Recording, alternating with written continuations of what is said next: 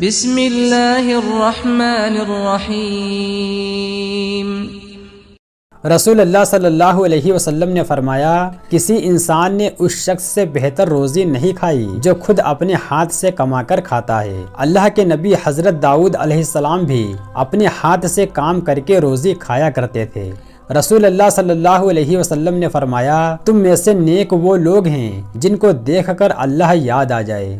حضرت جابر رضی اللہ تعالیٰ عنہ روایت کرتے ہیں کہ میں نے حضور کریم صلی اللہ علیہ وسلم کو فرماتے ہوئے سنا، سوتے وقت اسمد کا سرما ضرور لگاؤ کیونکہ اس سے نظر تیز ہوتی ہے اور بال اگتے ہیں۔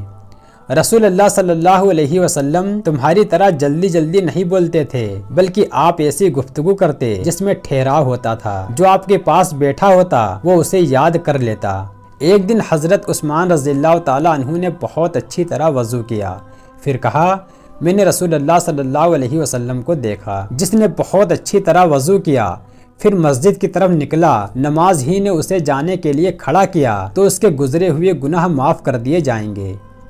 رسول اللہ صلی اللہ علیہ وسلم نے فرمایا، جو شخص علم کی جستجو میں کسی راہ کا مسافر ہو، اللہ تعالیٰ اس کے لیے جنت کی راہ آسان کر دیتے ہیں۔ رسول اللہ صلی اللہ علیہ وسلم نے فرمایا، تمہارا صبح کے وقت علم کا ایک باب سیکھنے کے لیے جانا 100 رکعت نفل نماز سے بہتر ہے۔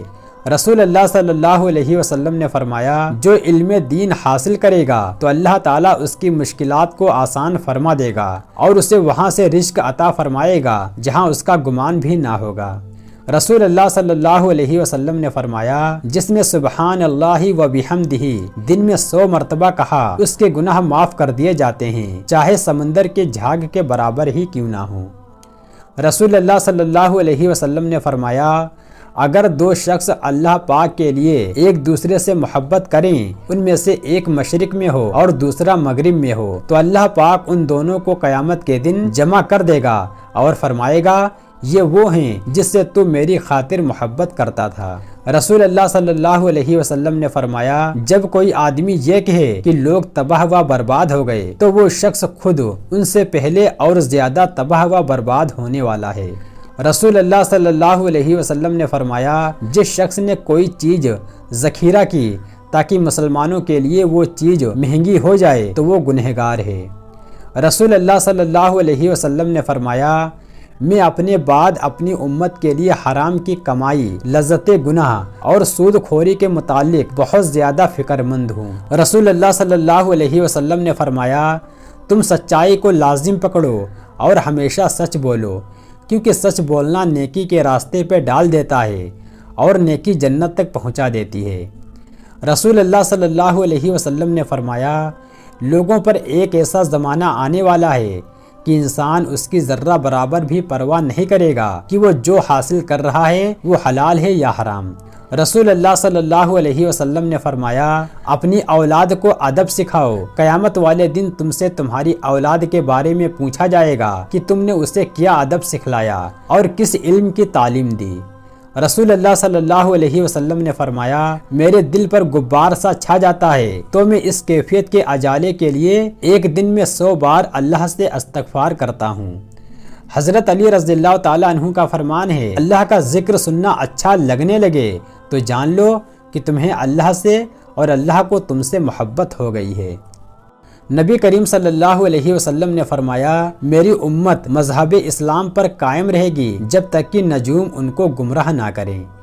نبی کریم صلی اللہ علیہ وسلم نے فرمایا، نہ اپنے مسلمان بھائیوں سے جھگڑا کرو، نہ ان سے ہنسی اور دل لگی کی باتیں کرو، نہ ایسا وعدہ کرو جو جھوٹا ہو۔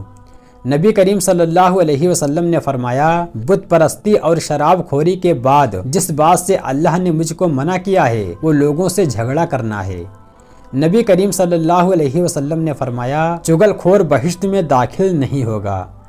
نبی کریم صلی اللہ علیہ وسلم نے فرمایا، کوئی انسان ایماندار نہیں ہے جب تک کہ وہ لوگوں کے لیے وہی بھلائی نہ چاہے جو اپنے لیے چاہتا ہے۔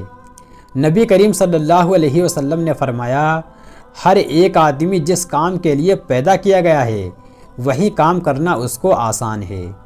نبی کریم صلی اللہ علیہ وسلم نے فرمایا، مسلمان ایک مضبوط عمارت کی طرح ہے جس کا ایک حصہ دوسرے حصے کو تھامتا اور سنبھالتا ہے۔